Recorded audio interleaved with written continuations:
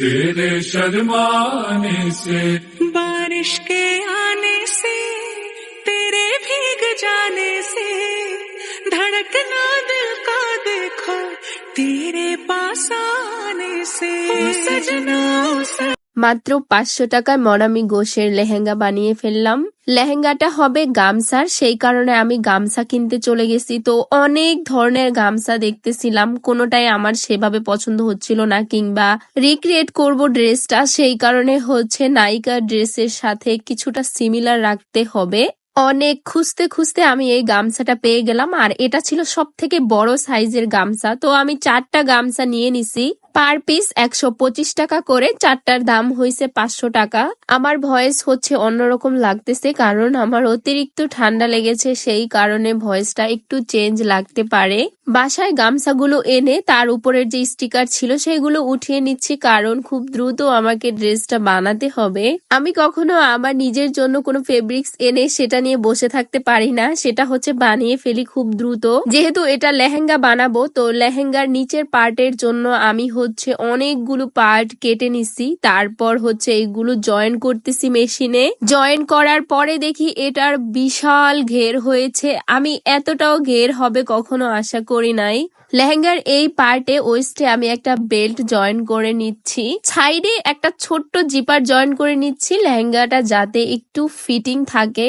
লেহেঙ্গার নিচের অংশে আমি হচ্ছে ডাবল লেয়ারে কুচি দেব, সেই জন্য হচ্ছে ডাবল লেয়ারে কুচির জন্য ফেব্রিক্স কেটে নিচ্ছিলাম। কুচিগুলো দিতে মোটামুটি ভালোই সময় লেগেছে, যেহেতু ডাবল লেয়ারে কুচি সময় তো লাগবে, এটা স্বাভাবিক। সব থেকে আশ্চর্যের বিষয় হলো এই লেহেঙ্গাটা যে আমি কিভাবে বানিয়ে ফেলছি সেটা আমি নিজেও জানি না। অনেক কম সময়ে লেহেঙ্গাটা বানানো কমপ্লিট হয়ে গেছে আমার। ইচ্ছে শক্তির চেয়ে বড় আর কিছু হতে পারে না, তার প্রমাণ হলো এই লেহেঙ্গাটা আমার কাছে।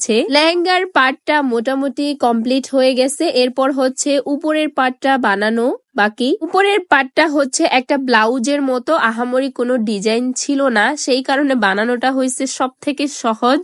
এই গামছাগুলো আমি দোকান থেকে কিনে আনছি বিকাল বেলা, আর রাতের মধ্যে 10টার মধ্যে আমার লেহেঙ্গাটা কমপ্লিট হয়ে গেছে। লেহেঙ্গার উপরের পার্ট আর নিচের পার্ট অনেক দ্রুত কমপ্লিট হয়ে গেছে। লেহেঙ্গার যে ওড়নাটা সেটা ছিল একটু কঠিন বানানো, যেহেতু আমি এই ড্রেসটা রিক্রিয়েট করতেছি, তো নায়িকার ড্রেসটা যেরকম ছিল তার কিছুটা মিল তো রাখতেই হবে। লেহেঙ্গার উপরের পার্ট আর নিচের পার্ট বানানো যতটা সহজ ছিল, ওড়নাটা বানানো তার থেকে কয়েক গুণ বেশি কঠিন ছিল আমার কাছে।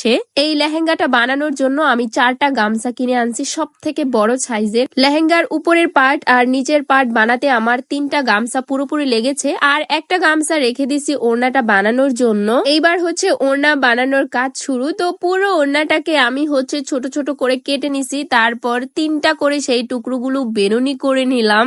এই ওড়নাটা বানাতে আমার পাক্কা 3 ঘন্টার মতো সময় লাগছে। আমার ভাই হচ্ছে এটা বানানোতে এত কষ্ট দেখে ও হেল্প করছে, নয়তো আমি সারা রাতেও বানাতে পারতাম না। নায়িকার ড্রেসে শুধু এই বেনুনি গুলো ও হচ্ছে লেহেঙ্গার সাথে পরেছিল, আর আমি তো নায়িকা না, সেই কারণে হচ্ছে বুকের কাছে দিয়ে আমি ছোট্ট একটা কাপড় রেখে এর উপরে হচ্ছে বেনুনি গুলো জয়েন করে দিছি। ফাইনালি আমার লেহেঙ্গার পুরোটা কাজ শেষ। এইবার হচ্ছে ক্যান বানানোর পালা। লেহেঙ্গার সাথে তো মাস্ট ক্যান পরতেই হবে, সেই কারণে আমি হচ্ছে 2.5 গজ ক্যান নিয়ে নিছি। ক্যানের গজ নিচে 100 টাকা করে, 2.5 গজ 250 টাকা। 2.5 গজ ক্যানকে আমি 3 ভাগে কেটে নিছি। স্কার্টের সাথে হচ্ছে হাঁটুর দিক থেকে জয়েন করব, সেই জন্যই 3টা পার্ট করে নিছি। আর স্কার্টের কালার নিছি স্কিন কালার, কারণ আমি শুধু এটা লেহেঙ্গার সাথে পরবো না, অন্যান্য ড্রেস কিংবা অন্যান্য লেহেঙ্গার সাথেও পরতে পারবো, সেই কারণে স্কিন কালার ক্যানটা বানিয়ে নিছি। ক্যানটা আমি এই প্রথম বানিয়েছি, তবে আমার এক্সপেকটেশনের চাইতে অনেক বেশি সুন্দর হয়েছে। অবশেষে আমার লেহেঙ্গা পরে আমি অনেক ভিডিও ক্লিপসও নিয়ে নিছি।